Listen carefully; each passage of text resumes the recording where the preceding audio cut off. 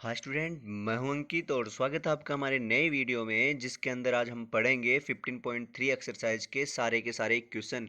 जिसके अंदर कुछ क्वेश्चन को मैंने अभी यहाँ पे नहीं लिया, उनको स्किप कर दिया है। उनको कल या परसों में पढ़ेंगे बिकॉज सारे जो शेडेड पोर्शन के जो क्वेश्चन थे जो थोड़े से हार्ड हैं उनको हम थोड़ा बाद में पढ़ेंगे। तो सबसे पहले हम यहाँ पे 15.3 जो circumference and area of circle का है चैप्टर है, उसके अंदर हम सारे क्वेश्चन देखते हैं। तो first question is find the circumference of circle inscribed in square 14 centimetre. तो पहले हम इसको थोड़ा सा रफली डायग्राम यहाँ पे मैं बना देता हूँ कि एक 14 सेंटीमीटर का स्क्वायर है, इसके अंदर एक सर्किल बना हुआ है।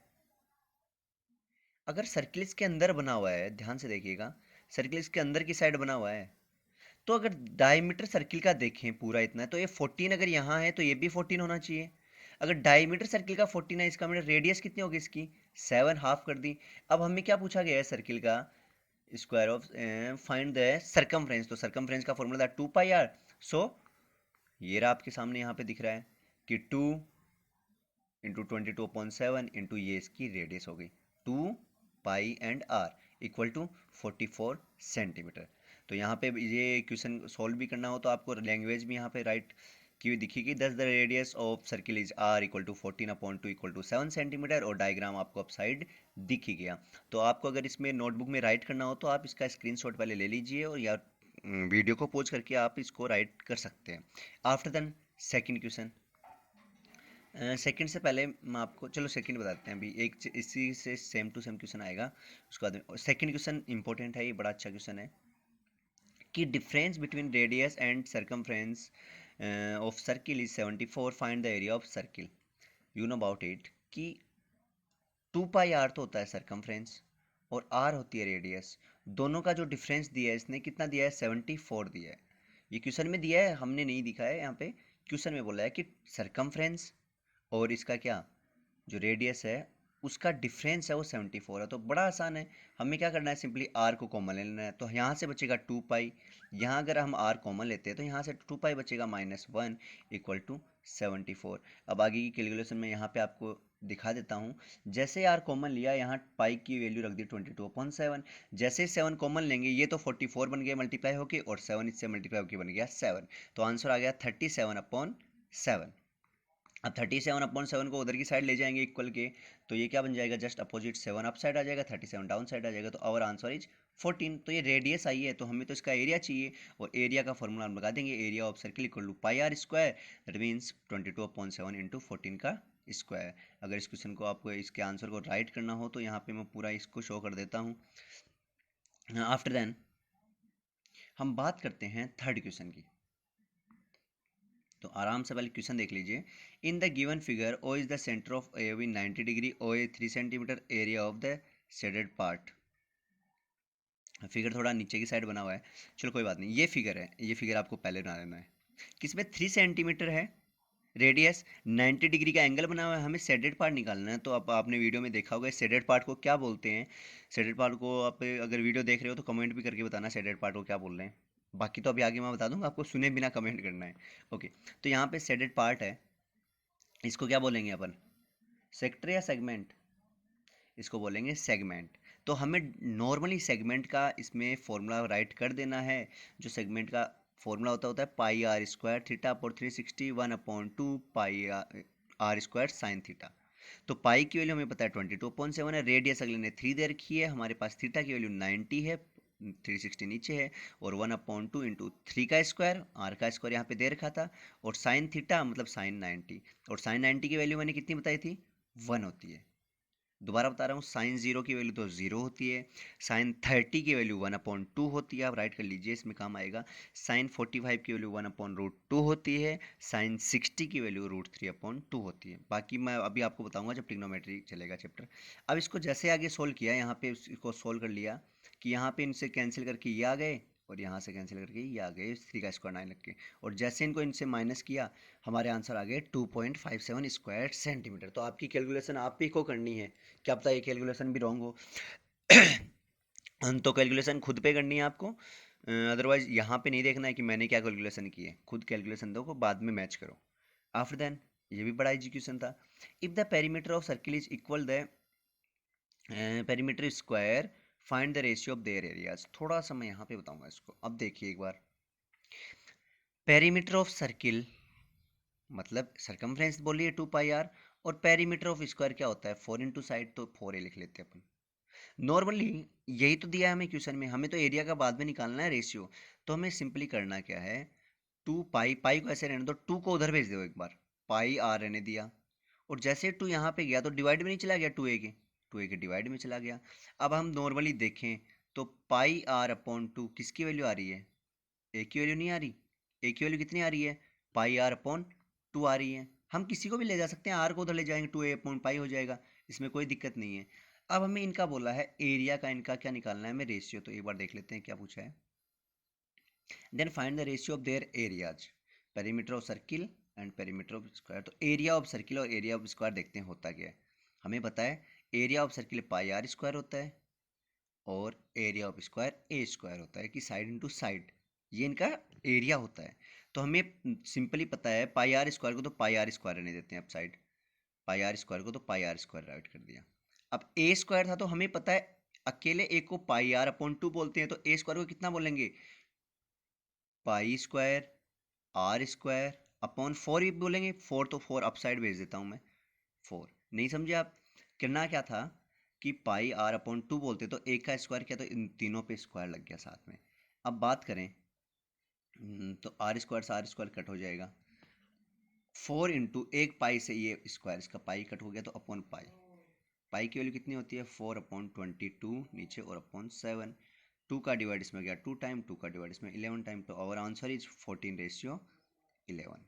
यहाँ पे मैंने समझा दिया इसको, यहाँ पे थोड़ा सा अलग मेथड से समझाया हुआ है, अगर आपको ये भी समझ में आए तो कोई दिक्कत नहीं है। इज दैट क्लियर, ये भी समझ जाते हो आप तो अच्छी बात है। Okay, next fifth question. The ratio of circular park is 3.5 centimetre is surrounded, या अराउंड कुछ भी आ जाए, मतलब बाहर की ओर बनाना है। 1.4 broad footpath find the area of footpath. तो ये तो मैंने बताया हुआ है पहले कि ग्राउंड है, उसके चारों तरफ 1.4 सेंटीमीटर का मीटर का एक ग्राउंड बना हुआ है, इसकी रेडियस 3.5 की है। सो 3.5 हो गया। अब अगर पूरी रेडियस देखें हम तो 1.4 को इस 3.5 में अगर प्लस कर देंगे तो 4.9 इज, सो हेयर 4.9। अभी ये तो गायब हो गया, चलो कोई बात नहीं, बीच में कॉल आने के चक्कर में ये गायब हो गया। तो अभी ये इसी में समझ लेते हैं अपन कि 3.5 और 1 तो कल ही इसका हमने बताया था कि पाथ का एरिया जब निकालना हो तो हमें करना क्या पड़ता है, पाई आर स्क्वायर में से, कैपिटल आर में से पाई आर स्मॉल आर को माइनस कर देते हैं। और इसका मैंने फॉर्मूला अलग से भी बताया था कि पाई कॉमन ले लो, आर प्लस आर और आर माइनस आर, ये मैंने पहले भी बताया था आपको। तो यहाँ पे देखो ये सिंपली यही किया हुआ है, पाई यहाँ पे वैल्यू रखी हुई है इसने, यहाँ प्लस कर दिया फिर एक बार सिंपली माइनस कर दिया, तो जैसे हमने माइनस किया हमारा आंसर आ गया 36.96 इज आवर आंसर। तो ये आप इसको देखना, दोबारा से देखना, कुछ भी नहीं समझ में आता तो डाउट के ऑप्शन पे जाए और डाउट जरूर पूछें, कोई भी अगर डाउट है आपके। ये देखिए फर्स्ट क्वेश्चन से सेम सिमिलर आ गया, थोड़ा सा ये है कि अब की बार स्क्वायर अंदर की साइड है, सर्किल बाहर है, और सर्किल की रेडियस 8 सेंटीमीटर है। अब बोला सोल्व करके बताओ। तो अब की बार क्या है, सर्किल के अंदर बना हुआ है एक स्क्वायर, और सर्किल की रेडियस कितनी है, तो रेडियस मैं देखो यहाँ से लेके ऐसे निकाल देता हूँ, ये 8 सेंटीमीटर है और ये भी रेडियस 8 सेंटीमीटर, तो पूरी लाइन कितनी की बन गई, ये डायमीटर 16 का बन गया, ये तो आपको पता लग ही गया। अब एक बात हमेशा याद रखिएगा कि जो अगर मान लीजिए इसकी साइड ए है, इसकी साइड भी ए है, सारी ए है, तो ये a√2 होती है। हमेशा ध्यान रखना है कि ये a√2 होती है हमेशा, कि अगर ये पूरी, बिकॉज ए स्क्वायर और ये 90 डिग्री का एंगल बनता है, तो ए स्क्वायर प्लस ए स्क्वायर से ही तो ये निकलेगा हमारा 90 डिग्री का एंगल जब बनता है।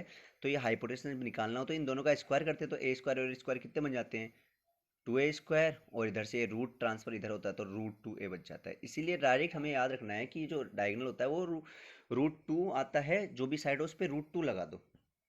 अब मान लीजिए कितनी वो, मैं डायरेक्ट ज़्यादा सोल्व नहीं करूंगा, तो डायरेक्ट मैं बताता हूँ कि इसकी साइड 8√2 रही होगी। अगर साइड 8√2 थी तभी तो डायगोनल में √2 एक्स्ट्रा इसमें जोड़ दो, √2 से 2 जोड़ के मल्टीप्लाई होकर 2 बन गया, और 8 2 जा कितने बन गए 16। तो इसका डायगोनल तभी 16 आया कि इसकी साइड 8√2 थी।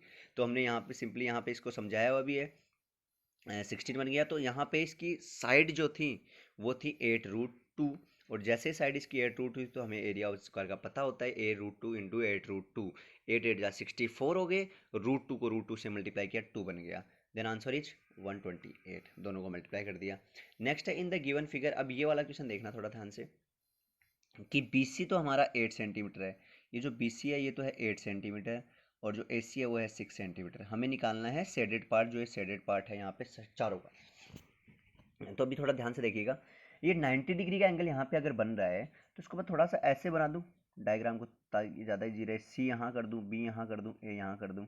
आपको पता है BC 8 सेंटीमीटर है और AC कितना सेंटीमीटर है, 6 सेंटीमीटर। हमें AB की लेंथ चाहिए, AB तो 90 डिग्री का एंगल बन रहा है। जब भी 90 डिग्री का एंगल बनता है हमें क्या कर देना है, 8 का स्क्वायर और 6 का स्क्वायर प्लस कर देना है, जैसे सिंपली यहाँ पे किया हुआ है। 8 का स्क्वायर और 6 का स्क्वायर प्लस किया तो 100 बन गया, और AB का यहाँ पे स्क्वायर था, AB का यहाँ पे स्क्वायर था, उसका रूट जैसे इस पे लग गया कितने बन गए, 10 सेंटीमीटर। तो हमारा AB कितना आ गया टोटल, हमारा AB आ गया 10 सेंटीमीटर।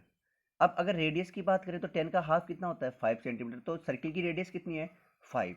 अब हमें करना क्या, ध्यान से देखिए, अगर पूरे सर्किल में से इस ट्राइंगल के एरिया को माइनस कर दें तो ये शेडेड पार्ट ही तो बचेगा साइड में। पूरे सर्किल में से अगर ट्राइंगल का एरिया माइनस कर दें तो पहले पूरे सर्किल का एरिया निकाल देते हैं। हमारे पास आर आया हुआ है तो आर है 5, तो सर्किल का एरिया हमारे को पता लग गया 78.57 है। अब हमें ट्राइंगल का एरिया निकालना पड़ेगा।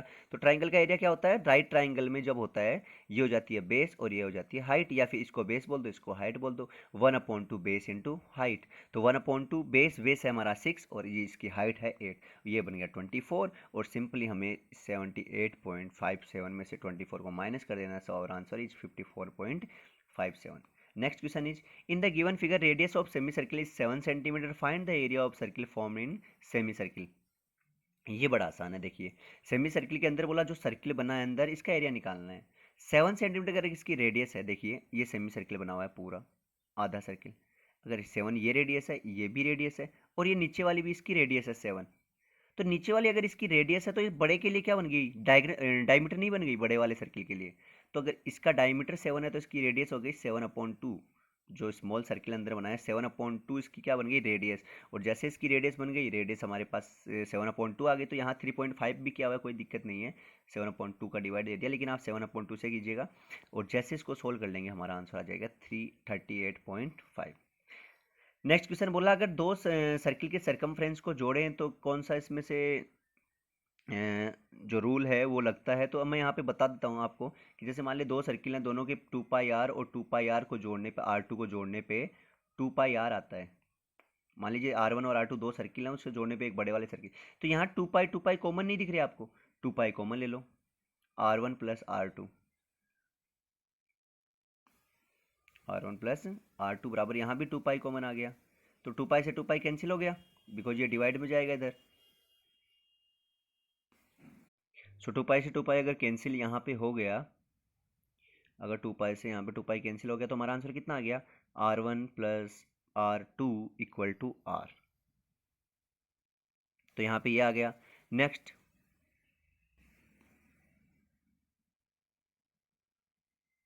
चलो अभी तो इतना ही कर लेते हैं, एक क्वेश्चन और रह गया है जो यहाँ पे शायद टाइप नहीं हो पाया है, तो अगले वीडियो में उसको भी देख लेंगे।